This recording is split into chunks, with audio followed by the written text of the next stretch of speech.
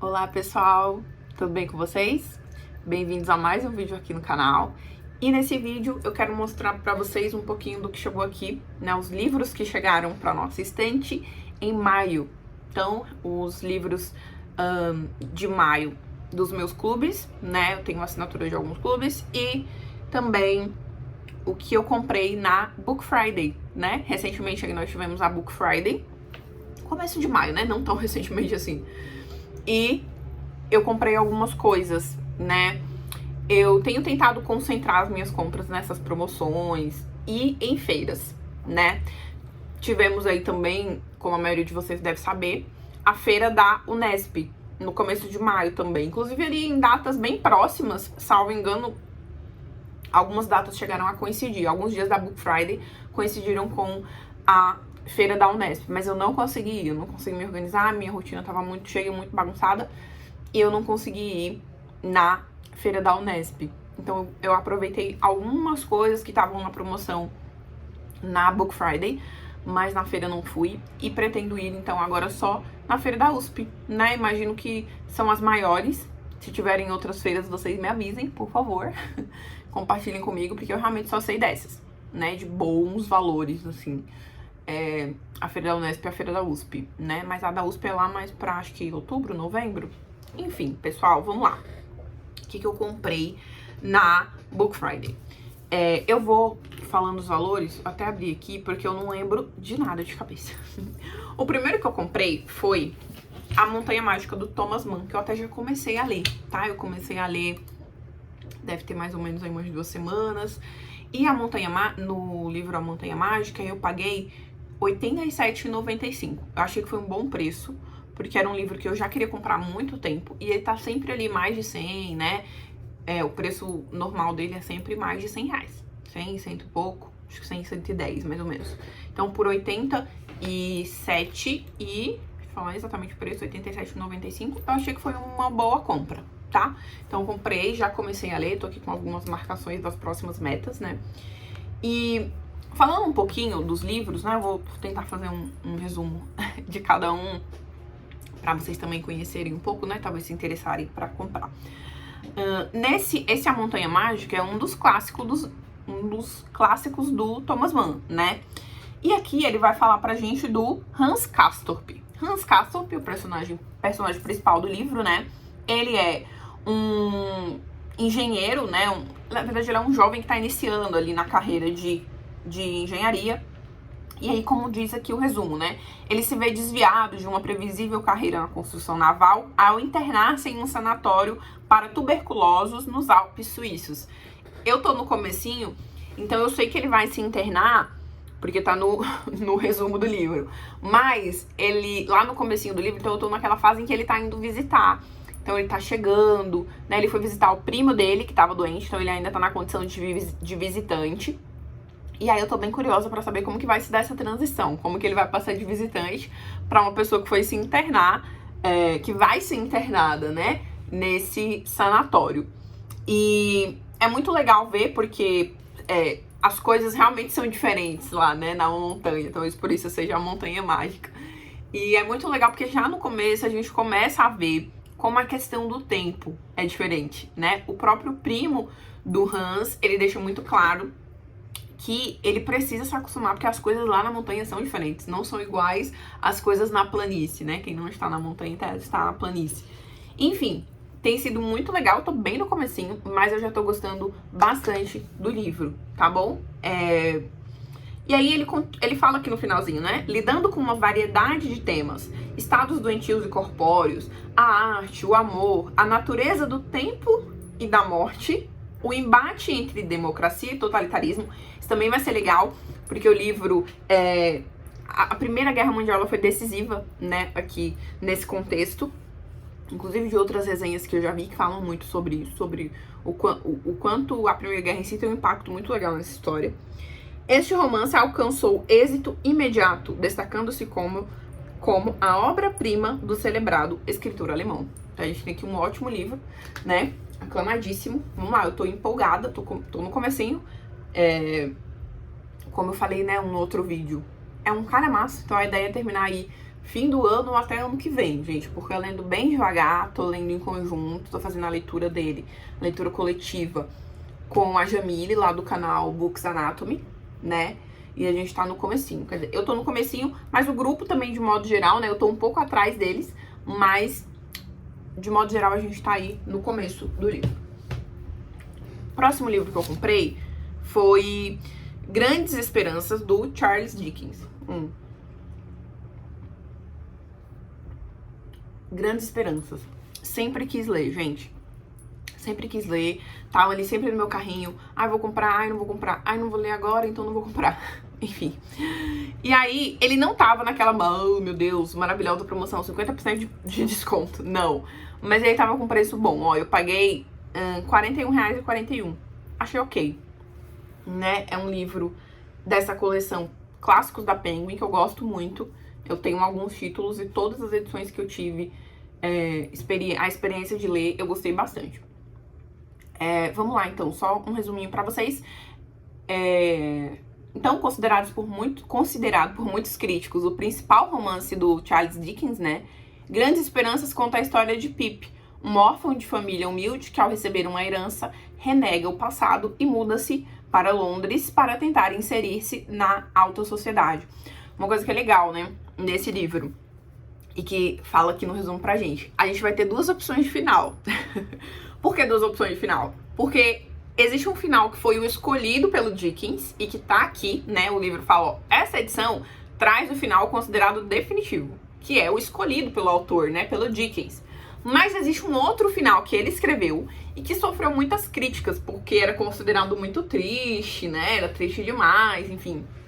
E aí, esse final tá nessa edição, no apêndice, né? Então, foi feito um apêndice com esse final original, né? Então, temos aqui duas opções de final para a mesma história. Eu estou bem ansiosa. Então, fica aí a nossa segunda compra.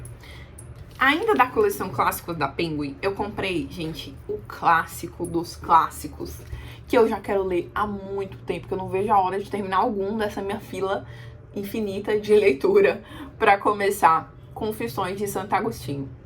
Não precisa nem falar muita coisa, né, gente? Confissões. Eu fiquei muito na dúvida se eu ia comprar essa edição da Penguin ou se eu ia comprar a edição da MBC. Como assinante da MBC, a minha biblioteca católica, eu tenho acesso à loja, então eu posso comprar os box que eles mandaram edições passadas, né? E eles já mandaram Confissões. Não é a edição mais linda, confesso, pro meu gosto. Não é a edição mais linda. Tem edições mais bonitas, em termos de beleza. Só que o que eu optei? Eu gosto demais dos livros dessa coleção, da Clássicos da Penguin. E essa aqui, ó, eu não achei a informação no livro da MBC se ele tinha sido traduzido direto do latim. Porque a gente tem muitas questões de tradução, né? Então assim, traduz do latim, outros traduzem do inglês. Esse aqui, eu tenho essa informação clara, traduzido do latim. E tem um prefácio também, né? Do Lorenzo Mami. Enfim, então eu gosto muito desses textos, dos prefácios, dessas edições. E aí, pelo preço, gente, eu não tive nem muito o que pensar, né? Já tinha essas ressalvas com o livro da MBC. Eu gosto muito dos livros deles, até hoje não tenho também problemas. Mas nessa comparação específica, eu achei que tava valendo mais a pena comprar essa da Penguin. E eu gosto muito dessa, além das edições, eu acho essa capa bonita, né? Enfim, então comprei essa edição, tá? Próximo que eu comprei, Outlive. Esse aqui é um livro de não ficção, né? Também, esse aqui eu paguei... Cadê? Outlive, deixa eu procurar aqui. Outlive.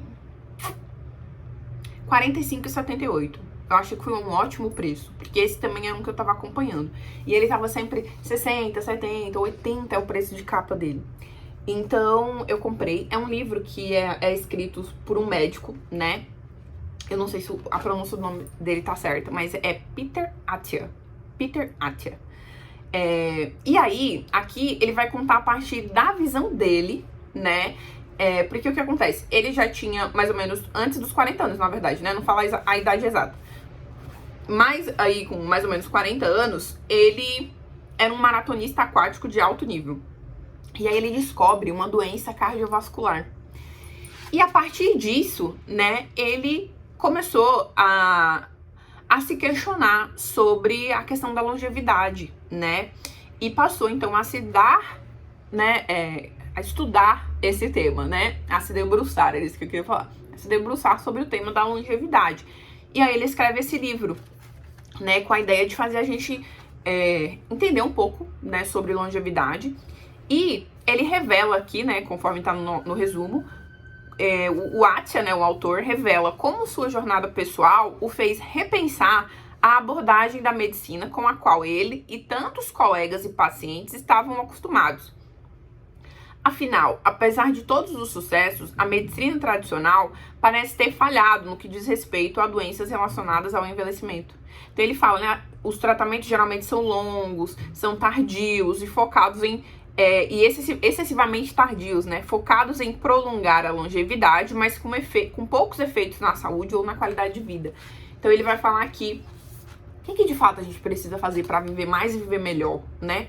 Por isso que o título fala, né? A arte e a ciência de viver mais e viver melhor. Eu me interesso muito por esse tema, gente.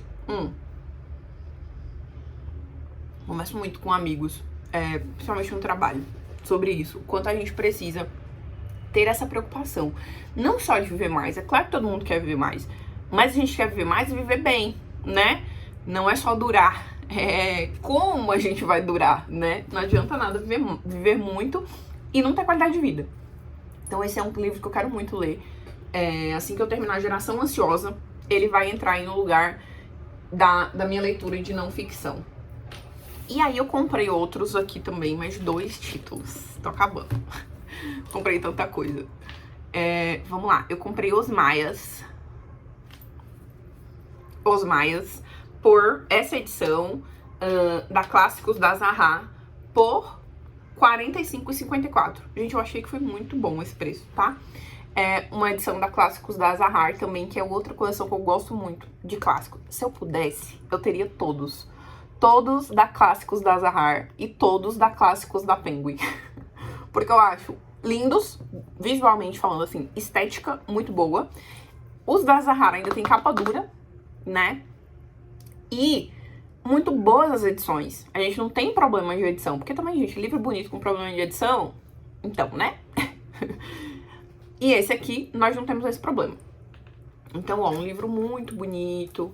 Os Maias, do Essa de Queiroz, né? Não é uma fonte muito pequena, é uma fonte que eu acho bem confortável de ler. Dessa coleção eu tenho alguns títulos. Eu tenho, que eu lembre de cabeça, eu tenho o Frankenstein e eu tenho mais. Eu só não lembro quais agora. Enfim, depois me lembro. Mas de cabeça me veio Frankenstein, que foi um que eu li e que eu lembro de ter gostado muito, apesar... Eu tinha muito receio com essas edições de bolso, mas eu gostei de ler Frankenstein. E acho que vou gostar de ler Os Maias. Enfim, um resuminho aqui, né? Obra máxima de Essa de Queiroz. Os Maias envolve o leitor na irresistível atmosfera da Lisboa de fins do século XIX, tendo como protagonistas Carlos Eduardo da Maia e Maria Eduarda, e apresentando outros personagens memoráveis como João da Ega, Damaso Salcedi e o casal Golvarinho. O livro narra a trajetória de 3 gerações de uma família, a história de um amor impossível e os rumos de um país. Neste marco da literatura portuguesa, essa dá vida a um refinado jogo social e compõe um panorama da cultura e dos problemas sociais e políticos do seu tempo, numa prosa limpa, cortante e inigualável. Então fica aí, mais uma comprinha, Os Maias.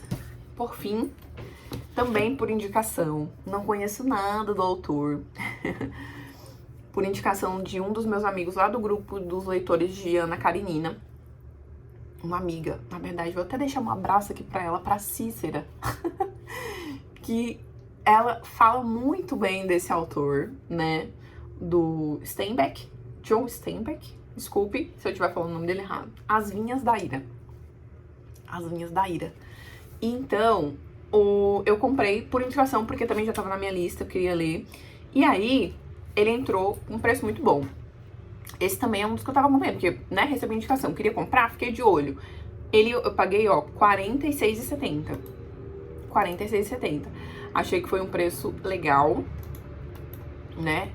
E, enfim, ó, pra vocês terem ideia, agora ele tá R$70. Então, assim, foi quase R$30 de desconto. Quase metade. Quase metade do preço, mas foi um preço bem bom, tá?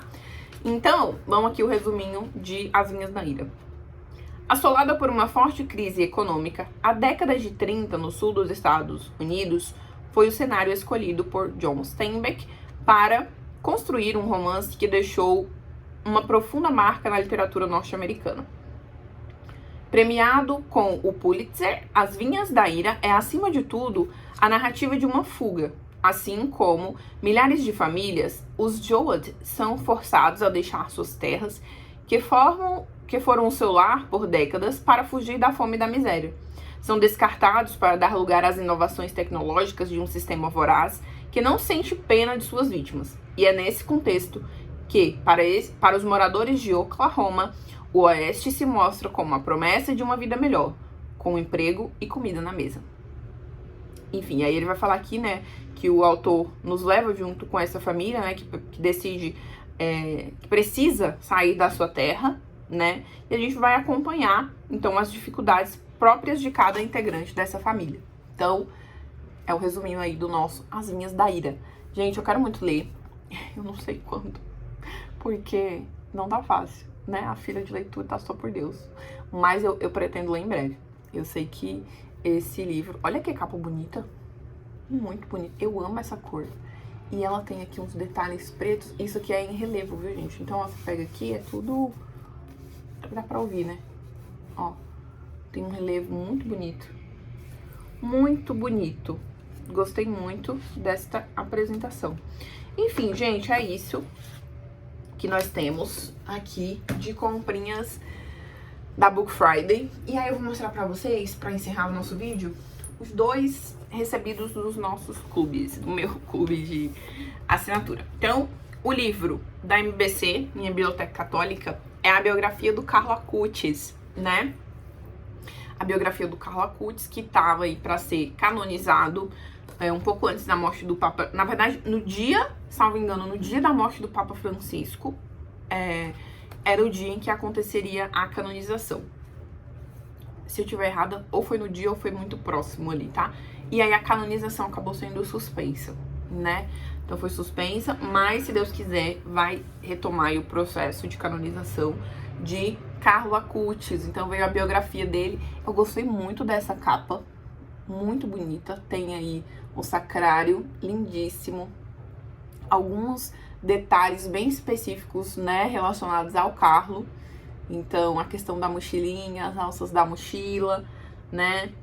Tem aqui alguns outros detalhes. Gente, eu amei muito essa capa. Tem o computador, né? Carlo, que foi muito conhecido aí por sua evangelização, especialmente pelos meios digitais, nas redes sociais, né? É uma das marcas de Carlo Acutis. Então, esse foi o livro do mês, Carlo Acutis, Sua Vida, Seu Exemplo e Seus Milagres. Uma coisa, olha, a parte de dentro, muito bonita, gente, olha. Uma coisa que eu gosto muito, eu sempre falo, né? Eu gosto muito das edições da MBC, é essa parte aqui de dentro, ó, a simbologia da capa. Então, eles explicam detalhe por detalhe, tudo que tem na capa e qual a relação, né, com o título do livro. E aqui também, eles sempre colocam uma frase inicial, né? Geralmente uma frase bíblica ou de algum santo. E nessa edição nós temos: em verdade vos digo que, se o grão de trigo caído na terra não morrer, fica infecundo, mas se morrer, produz muito fruto. João 12, 24. Então, Carlo, acho que é esse grande exemplo, né? Ele, né, perdeu a vida muito cedo, né? Ele morreu muito cedo, mas ele deixou aí um legado que provavelmente, né, com certeza, né, provavelmente, com certeza vai perdurar por muitos e muitos anos, né? Apesar da vida dele ter sido curto, o legado certamente vai ficar para sempre. Um único detalhe que eu não gostei A Lombada. Gente, eu achei que esse preto e esse branco destoou do resto do livro, sabe? Podia ser azul, podia ter muitos detalhes, enfim. São detalhes mesmo, assim, eu amei a capa, amei o livro de modo geral, a escolha e tudo mais. Ó, a parte da mochilinha, bonitinho. Mas a Lombada realmente deixou a desejar. Enfim, livro de maio do Minha Biblioteca Católica. E agora, também livro de maio. Gente, esse aqui, sério. O livro de maio do Clube de Literatura Clássica.